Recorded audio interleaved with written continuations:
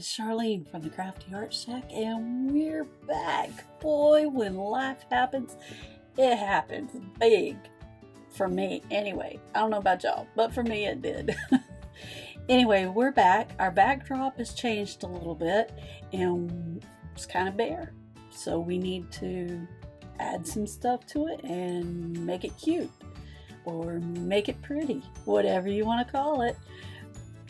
So let's get ready and get on with the video, and let's go. Alright guys, you're going to need 12 JENGA blocks, and you're going to glue them in sets of 3 just like I had them laying there. Now I'm using Type Bond wood glue, but you can use any wood glue, and I'm also going to add some what's that called? Hot glue. You're going to use that to make sure that they stick together right away so that you don't have to sit here and wait for that wood glue to dry. You're going to push it together, and then you're going to wipe off your excess wood glue, and then I got a little bit of hot glue that popped up there. You're going to clean that off, and then you're going to glue the next one to it. And yeah, that's what we're doing. We're gluing these together. You guys, I'm sorry I left so much of this in the video because I'm sure y'all know how to glue blocks together. And you're going to make sure that they're really tight. You're going to do 4 sets of those. And then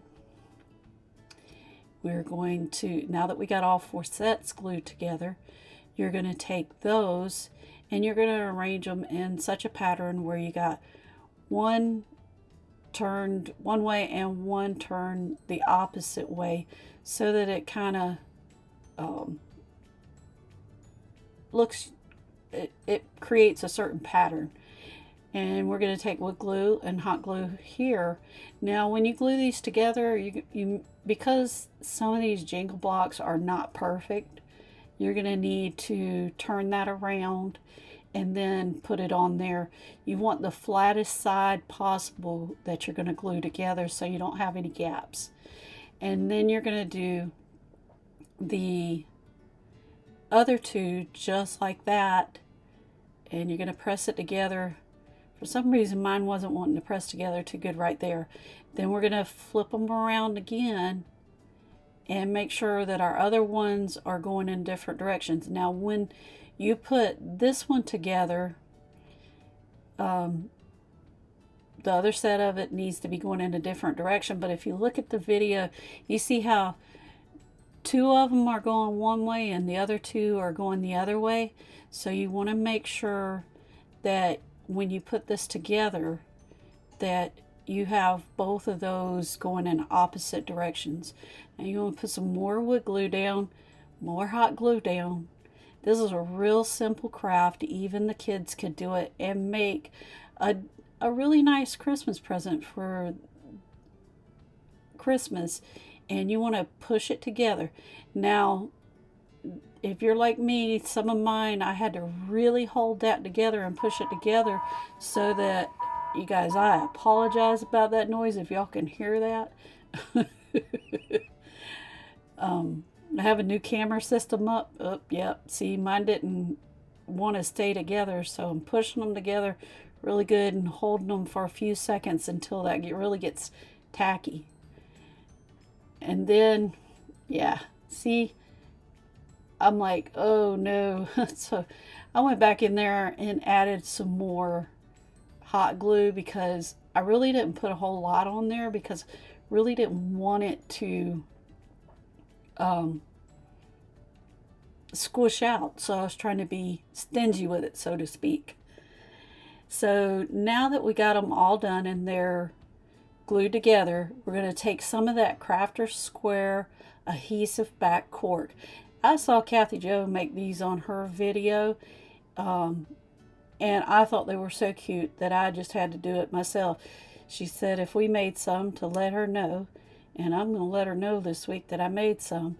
So now what I'm doing is I'm going to take some of that cork that I got from the Dollar Tree, And you can make a set of 4 of these and they turn out really cute. So what I did is I took my blocks that were glued together, and this will also help your blocks stay together. Now I'm going to take my pencil and I'm going to trace out. That pencil didn't want to work right, so I'm going to get another pencil out. And you guys, we have missed y'all so much. If you use a Sharpie marker, be careful when you use it so that you don't get that Sharpie on the side of your blocks, because you do not want that. So I'm going back and looking for another pencil. I guess I'm decided that I'm going to use the skinny Sharpie so that it doesn't mark the edge of my blocks. So I just made a little L shape right there in the corner. I don't know if you can see that or not. And then what I'm going to do next is just take my ruler and run it over to the edge. You guys, during our break away from making videos, we had a lot of things happen this year in our life. Life just happens. And there's just been a lot of things going on.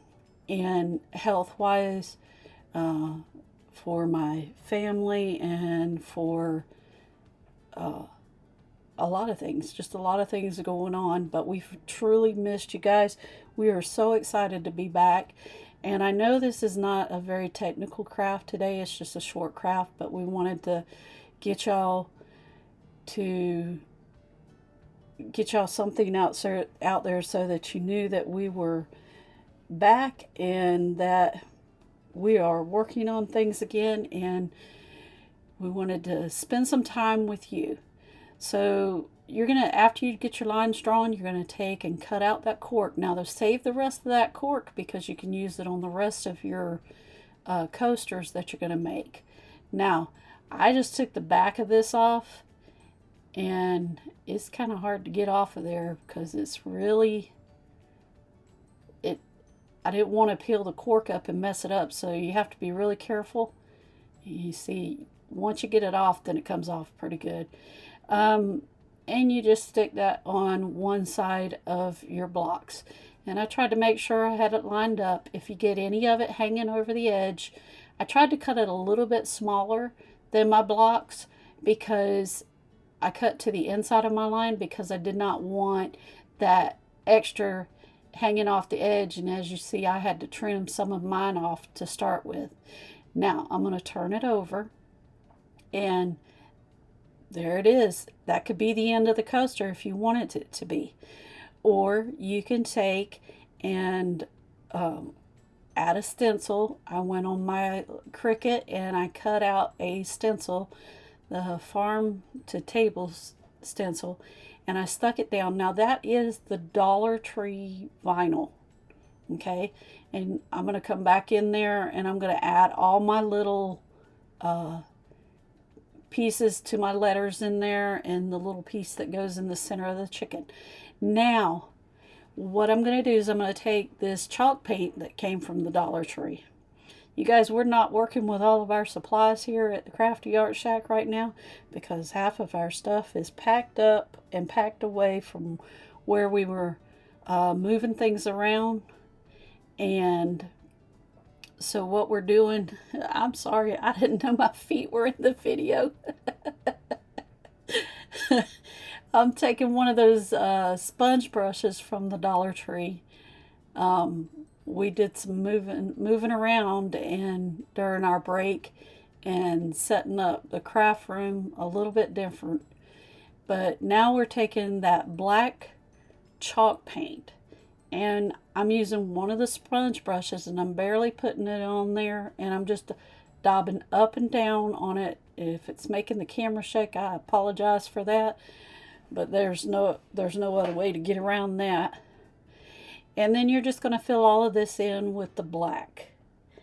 And then you're going to make sure you do your letters and get them good. Now you want to be careful. Don't go over the edge with your little sponge brush.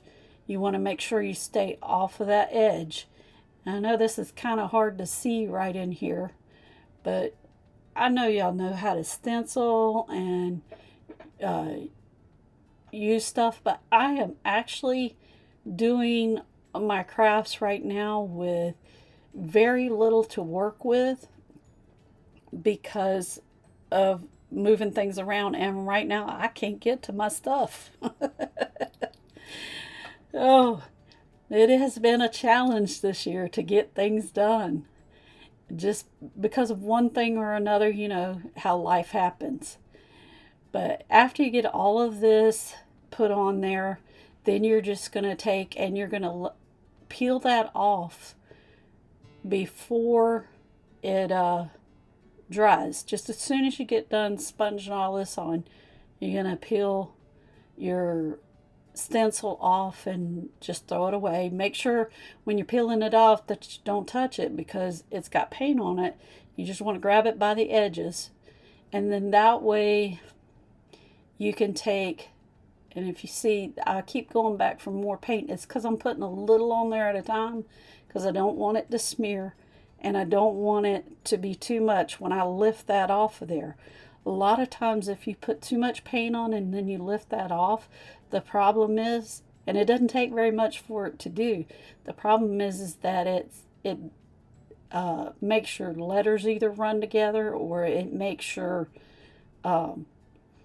it bleeds through on your stuff. So now that I got it on there, well, I guess I didn't wait for it to completely dry, but I let it dry most of the way. And then I'm going to take, that's a little dental tool I got from the Dollar Tree, and I used it because it's got a real fine point on it. I also have my Cricut things, and see how pretty that is?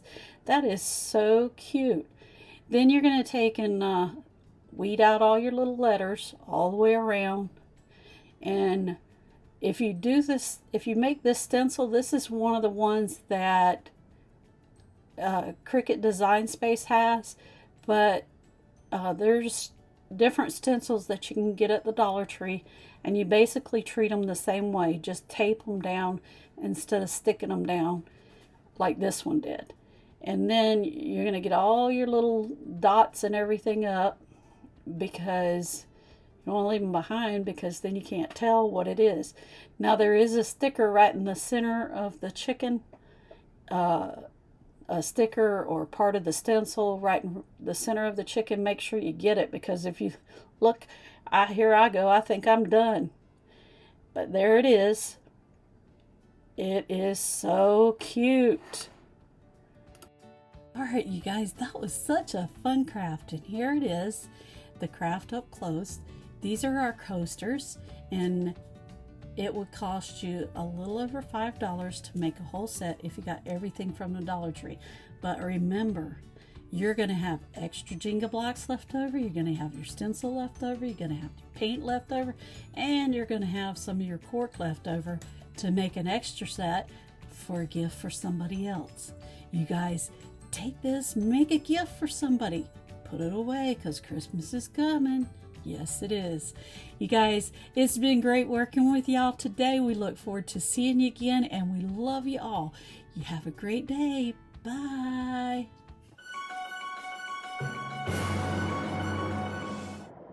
Hi, everyone. This is Pastor Beth. I am here to talk to you about positioning. It's getting prepared and move and stay alert, sensitive to the move of God. Amen. God never sends us out without direction, covering, and position. Get ready. It's about to get real. As we look at Daniel chapters 5 to 7, I'll let you in on some prophetic insights, giving you real life accounts of God's positioning. So get ready to experience an encounter. Click the link below, and I'll see you there. Y'all,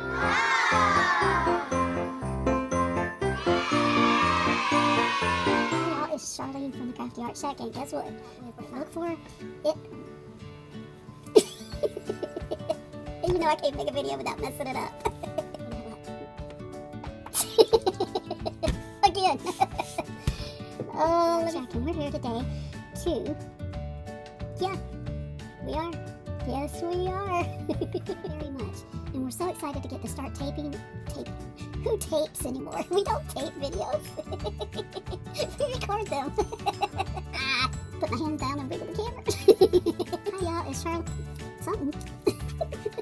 Some change. Yeah, $5 and some change. I don't know.